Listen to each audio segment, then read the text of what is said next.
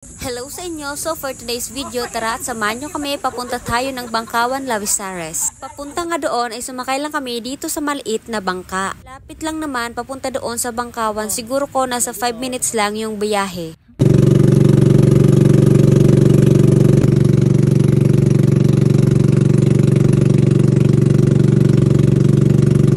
Isla na nasa likod ko, yan na yung Bangkawan at dyan kami pupunta ngayon. Kahit nga sobrang init ng araw dyan ay okay lang dahil mabilis lang naman ang biyahe. At ayan, malapit na nga kami dyan at nakikita na namin ang ilalim ng dagat, super linaw. Bale, 2 beses ko na nga pala makarating dito. Tulad ng dati, hindi pa rin nagbabago, sobrang linaw ng tubig at ang ganda din dito. Kitang-kita nyo naman kung gaano ka crystal clear ng tubig. Andito na nga kami at ipapakita ko lang sa inyo kung gaano katahimik at kapresko dito.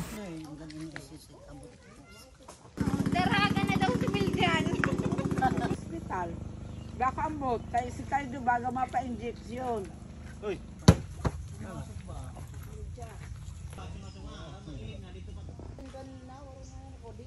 Yan, meron silang maliit na kubo, malinaw na tubig, preskong hangin. Meron din silang mga duyan na nakakabit sa mga puno.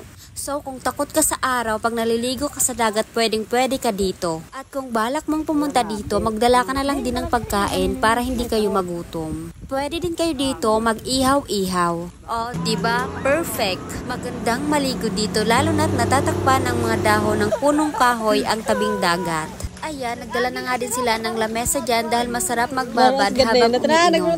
At na tubig, ay ang yellow. So ayan guys, sobrang perfect ng spot dito. Hindi kasi masyadong binibisita ng mga tao ang lugar na to. So para sa akin, pag pinuntahan nyo to, hindi talaga kayo madidisappoint. Kakalimutan nyo pansamantala ang mga problema nyo. So guys, try nyo na dito. Kaya naman, hanggang dito na lang ulit. Habay!